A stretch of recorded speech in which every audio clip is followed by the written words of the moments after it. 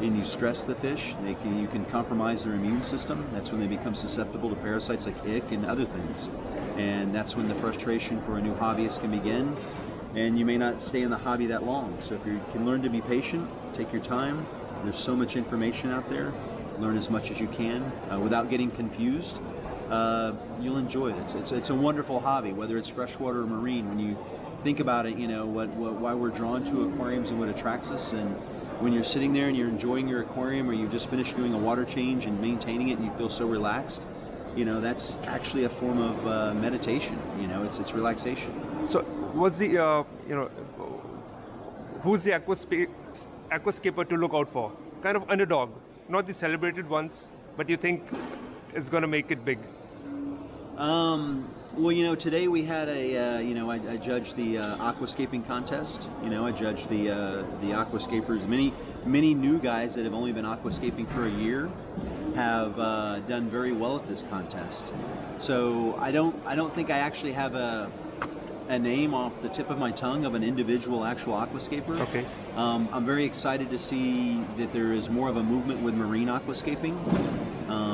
I think there's a lot of challenges there. I think the direction that marine aquascaping should possibly follow is a little bit more of a direction of possibly not biotope, but more of a geographical location or simulation. Okay. With aquascaping and keeping different like type corals together. You know. Okay. So, what medicine or water conditioner you recommend for controlling algae?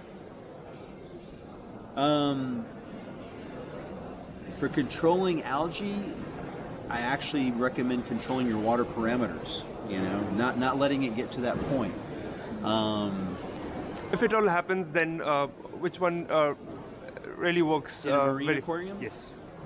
So in a marine aquarium, and I'm just going to give you my answer from my experience of what we use. I don't really actually use a particular product for control very often. The only product that I've used for algae control is actually a drug, fluconazole, which is an antifungal drug that is not available in all these locations. A lot of areas you have to get a prescription for from a veterinarian or something, but it's an antifungal drug that can control all various types of algae.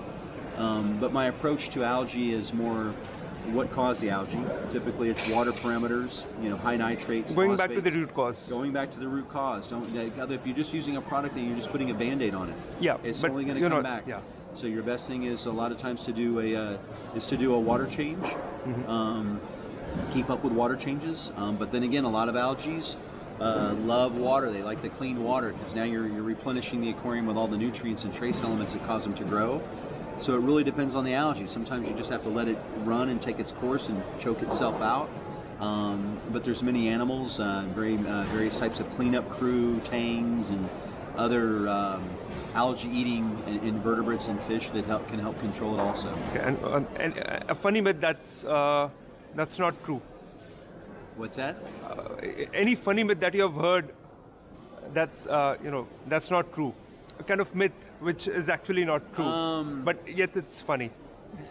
I think probably one of the oldest myths that I still hear in the U.S. mainly is when people talk about how many fish they can have in an aquarium is, you can have 1 inch of fish per 1 gallon of water. Yes, that I've read widely. I think this is kind of a myth, So we want to have a comfortable environment that's adequate for the fish. But we also want to, to sustain the fish properly depends on the biological surface area to manage the waste from the animals. So that's probably one of the biggest myths. Okay, and now we'll ask some personal questions like what kind of music you like? What's your favorite music genre? My musical tastes are mostly, I love all types of music. What I'm currently listening to now is I like a lot of drum and bass, a lot of trance, a lot of house. Okay. Some more, a lot of electronic dance music. A lot of electronic music is where I'm at right now. I like that. Yeah. And what's your favorite artist? My favorite artist right now. Now you kind of caught me on the spot. Give me 1 second here. My favorite on the XM that we listen to is either maybe possibly Diplo. You know, that's, Diplo, yeah. that's one of my favorites. I think yeah. he recently came to India. Yeah. That's a good one. one. Of my favorites, And yeah. what's the current song in iPod that you're playing? There's a new artist that I like. There's a lot. My tastes go all over. So I like a lot of rap and hip hop. But there's a new artist that I like. Her name's called Doja Cat. Okay. And so it's kind of a Nicki Minaj, kind of a Cardi B sound, you know. But she gets a little bit more extreme with her lyrics.